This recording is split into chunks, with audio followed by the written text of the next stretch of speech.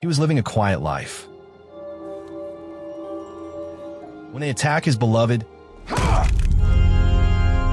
not knowing how brutally he will punish them on that particular day.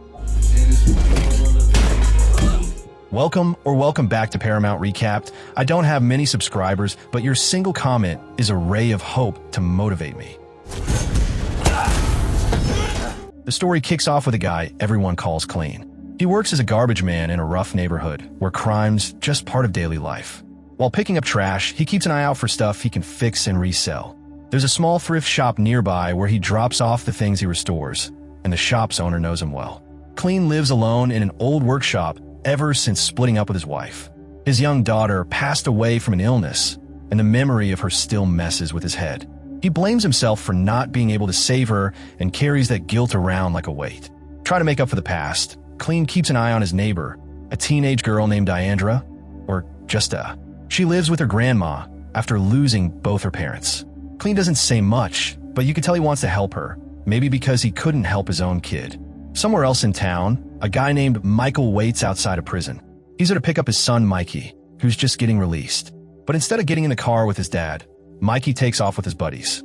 Michael's clearly annoyed, but doesn't start a fight about it. Later that same day, Clean sees Michael hanging around behind his restaurant with a few men. They're acting shady, and some of them seem to be armed. But Clean doesn't get involved. Turns out, Michael's got more going on than just running a diner. He's in the drug game, smuggling dope hidden in fish from China. They clean and cut the fish, then sneak the drugs out for sale. That night, Michael gets mad when the shipment he receives is short, costing him money. The next day, Clean spots still walking to school. She explains the bus no longer comes to their street, and her grandma's car isn't working. So Clean offers her a ride. That evening, he quietly leaves an old bike near her house. It used to belong to his daughter. But his grandma, Ethel, notices. She confronts Clean, asking why he's so involved. Clean opens up and says he's trying to deal with his pain by doing something good. Ethel tells him he's got a kind heart. Meanwhile, Michael's drug deals keep going sideways. Another shipment is off, and this time he snaps. He beats the delivery guy to death in a fit of rage, leaving the man's body in a pool of blood. Mikey watches everything, frozen and horrified at what his father just did. Michael isn't just some local criminal. He's got serious control over the area. He doesn't even hesitate to kill someone in broad daylight.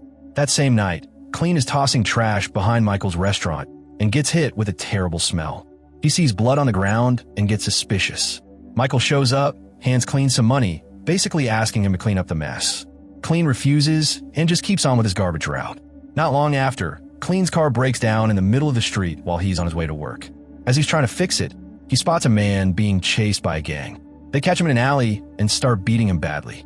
Clean tries to help, but one of the gang members hits him hard from behind and knocks him out cold.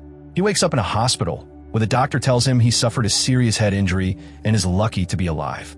They suggest follow-up care, but Clean just walks out and heads home. On his way, he's seized with a rough-looking group of teens.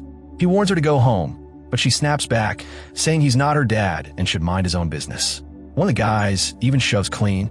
Despite all that, changes her mind and walks away from them after a moment. At Michael's place, things are heating up too. During dinner, Michael lays into Mikey for not helping with the drug trade and spending all his time messing around with his friends. The fight gets ugly. Mikey, fed up, pulls a knife on his dad and storms out that night.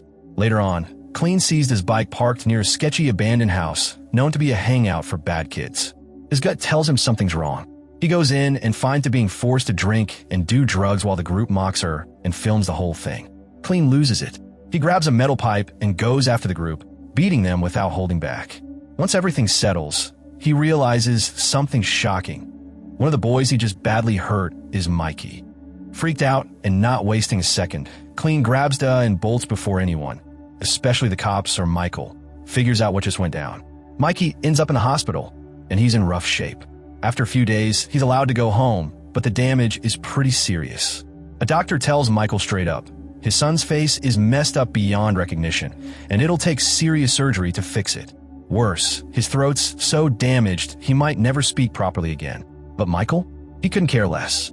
He thinks Mikey got what he deserved for never listening to him, and just lets him suffer as some twisted lesson. Not long after, a cop named Frank shows up at Michael's place and drops a bomb. Security footage clearly shows Clean was the one who beat Mikey. And instead of doing the right thing, Michael uses his connection with Frank to do something awful. He tells the cop to take out Duh and her grandma, and to bring Clean in alive. Turns out, Michael's got law enforcement working for him behind the scenes. Clean, already expecting trouble from Michael, doesn't waste any time. He tells Duh and her grandmother they need to leave.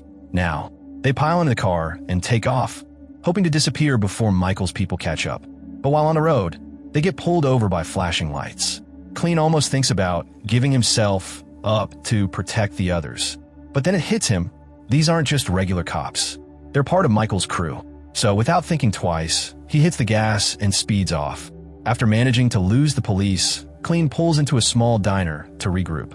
While Duh and her grandma head inside to use the restroom, Clean tries to break into a parked car, figuring they'll need a fresh ride to keep moving. But he doesn't realize a couple of Michael's guys have spotted his truck outside. They move toward the diner fast.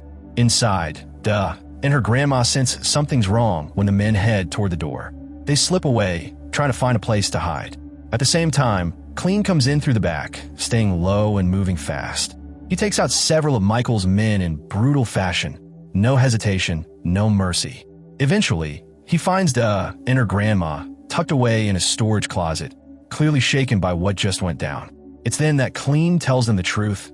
He used to be a hitman, and not just any hitman. Back in the day, he was feared, known for taking out people with deadly precision. After his daughter died, he gave all that up and became a garbage man just to stay off the radar. Once they're safe, he heads back to his place, grabbing whatever cash and gear he'd stashed away. Then he drops by an old friend's store and picks up weapons. It's clear he's getting ready to end things with Michael once and for all. Meanwhile, back at Michael's house, Frank tells him that Clean isn't some nobody. They call him the Angel of Death, a ghost from the underworld who used to scare even the worst criminals. And right on cue, the phone rings.